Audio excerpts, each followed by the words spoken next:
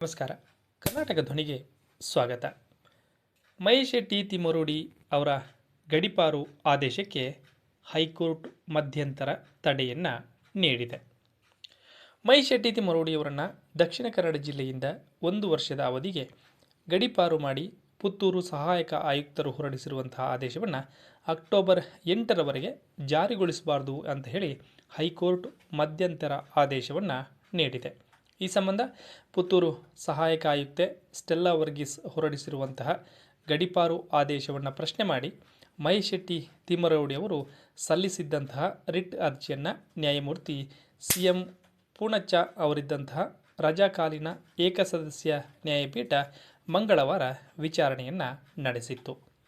ಅರ್ಜಿದಾರರ ಪರ ಹೈಕೋರ್ಟ್ ವಕೀಲ MR ಬಾಲಕೃಷ್ಣ ಅವರ ವಾದವನ್ನು ಆಲಿಸಿರುವಂತಹ ನ್ಯಾಯಪೀಠ ತಿಮ್ಮರೋಡಿ ಅವರ ಗಡೀಪಾರು ಆದೇಶ ಜಾರಿಗೆ ಅಕ್ಟೋಬರ್ 8ರವರೆಗೆ ಮಧ್ಯಂತರ ತಡೆ ನೀಡಿ ಆದೇಶವನ್ನು ಮಾಡಿದೆ.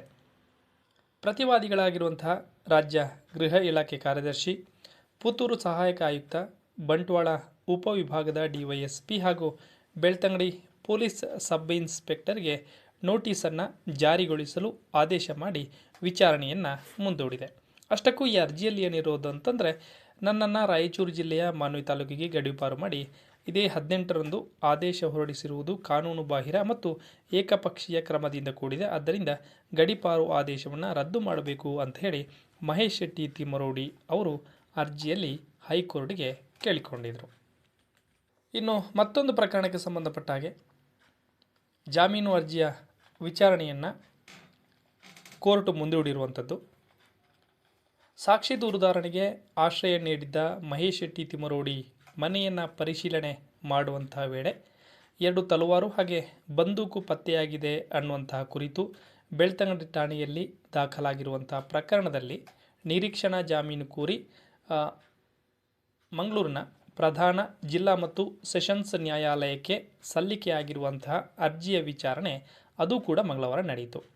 ಮಹೇಶ್ ಶೆಟ್ಟಿಗೆ ಜಾಮೀನು ನೀಡುವುದಕ್ಕೆ ಸರ್ಕಾರಿ ವಕೀಲರು ಆಕ್ಷೇಪವನ್ನು ಸಲ್ಲಿಕೆ ಮಾಡಿದ್ದಾರೆ.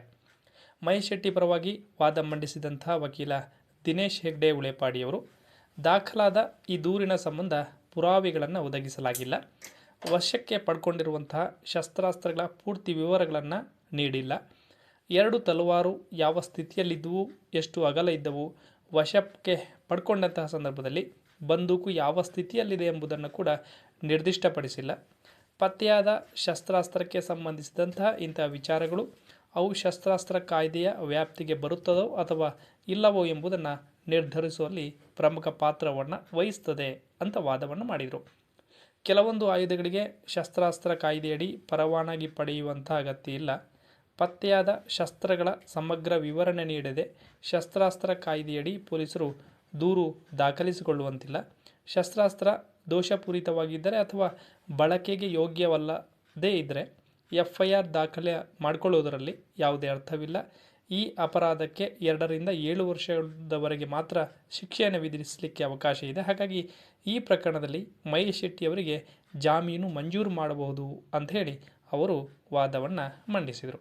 ವಾದವನ್ನು ಮಂಡಿಸಲು ಸರ್ಕಾರಿ ವಕೀಲರು ಸಮಯಾವಕಾಶವನ್ನು ಕೋರಿದ್ದರಿಂದ ಪ್ರಕರಣದ ವಿಚಾರಣೆಯನ್ನು ನ್ಯಾಯಾಧೀಶರು ಅಕ್ಟೋಬರ್ 4ಕ್ಕೆ ಮುಂದೂಡಿಕೆ ಮಾಡಿದ್ದಾರೆ. ಹೈಕೋರ್ಟ್ನಲ್ಲಿ ಮಧ್ಯಂತರ ತಡೆ ಸಿಕ್ಕಿರುವಂಥದ್ದು. ಇನ್ನೊಂದು ಜಾಮೀನು ಅರ್ಜಿ ವಿಚಾರಣೆ ಮುಂದೂಡಿಕೆ ಆಗಿರುವಂಥದ್ದು ನಾವು ಗಮನಿಸ್ಬೋದು. ಹೊಸ ವಿಷಯದೊಂದಿಗೆ ಮತ್ತೆ ಹಾಜರಾಗ್ತೀವಿ. ಅಲ್ಲಿವರೆಗೆ ನಮಸ್ಕಾರ.